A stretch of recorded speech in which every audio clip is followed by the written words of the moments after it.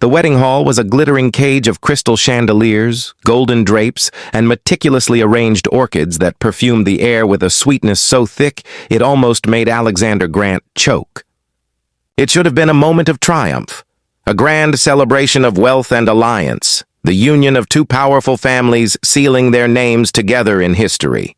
For the hundreds of guests dressed in gowns and tailored suits, it was the event of the year, an evening to gossip about, to brag about attending. But for Alexander, the most talked-about CEO in the city, it felt like a trap. He stood at the altar like a soldier forced into surrender, his jaw locked, his eyes dark as steel. His mind repeating the same bitter thought over and over again. He had been tricked. Marriage had never been in his plans. Not like this. He had built his empire with relentless discipline, a company that had transformed from a small startup to a global force in less than a decade, earning him the reputation of a ruthless genius. Everything in his life was controlled, calculated, and precise. He chose his clothes with care, his meals with attention, his investments with flawless strategy. But tonight he had no control. Tonight he was about to marry a woman he barely knew. A woman whom whispers claimed was plain, unattractive, and hardly worthy of a man like him. It was supposed to be a strategic alliance, a family demand he couldn't escape. But in his heart he felt like a fool standing before the world, ready to bind himself to someone who would tarnish his image. The priest's voice droned in the background as guests shifted in their seats, their jeweled fingers clutching champagne glasses, their curious eyes fixed on the aisle. Alexander's lips pressed into a thin line.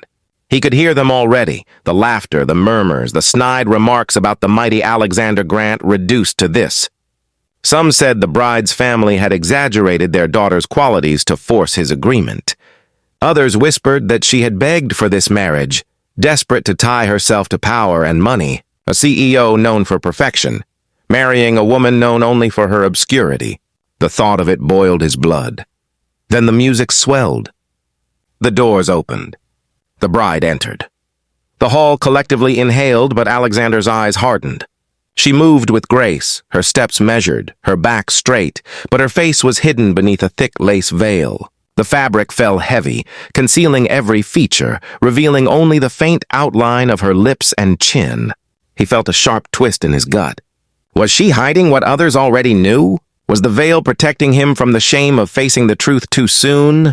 Every eye followed her as she walked closer. Her gown shimmered in the light, delicate embroidery catching the glow like liquid silver. Guests leaned in, some whispering, some smirking, waiting for the reveal. Alexander stood unmoving, his fists clenched at his sides, his pulse thundering. He had built his empire on logic, on facts, on figures.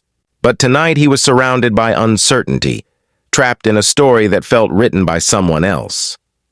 When she reached him, her hand extended, he hesitated. Her fingers were slim, soft, and warm against his, but he barely acknowledged the touch. His voice, when he repeated the vows, was clipped and cold, every word sounding like a contract clause rather than a promise. In contrast, her voice was calm, steady, and smooth, carrying an unexpected strength that unsettled him. There was no tremor, no nervousness, no desperation. She spoke as though she were not marrying a man who despised the very thought of her, but rather choosing her own fate with quiet confidence. The vows passed in a haze, his mind clouded with resentment. Every time he looked at the veil, anger coiled tighter in his chest. He imagined the newspapers printing photos of them tomorrow, his handsome face beside her shadowy one, headlines mocking his downfall. Alexander Grant settles for less. His pride howled at the thought. He was a man who had always been on top, the untouchable, the man no one dared to laugh at. But tonight, he feared becoming a joke. The priest's voice rose to its conclusion. "You may now kiss the bride." The air in the room shifted, growing heavy with expectation. Alexander's hand twitched. He knew what came next. He would lift the veil. He would see the truth, and everyone in the room would see his reaction. His chest burned with rage and humiliation as he reached forward. He didn't want this moment. He wanted to escape, to walk away, to tear the whole charade down. But duty and pride bound him to the stage. His fingers brushed the lace, hesitated, then lifted. For the briefest second, time froze. He had braced himself for disappointment, for the confirmation of every ugly rumor, for the final twist of the knife that would remind him how thoroughly he had been deceived. But when the veil rose, the sight that met his eyes shattered every assumption he had carried into this day. His bride was not plain. She was not desperate. She was not the woman the whispers had painted. Her face was radiant under the golden light of the chandeliers.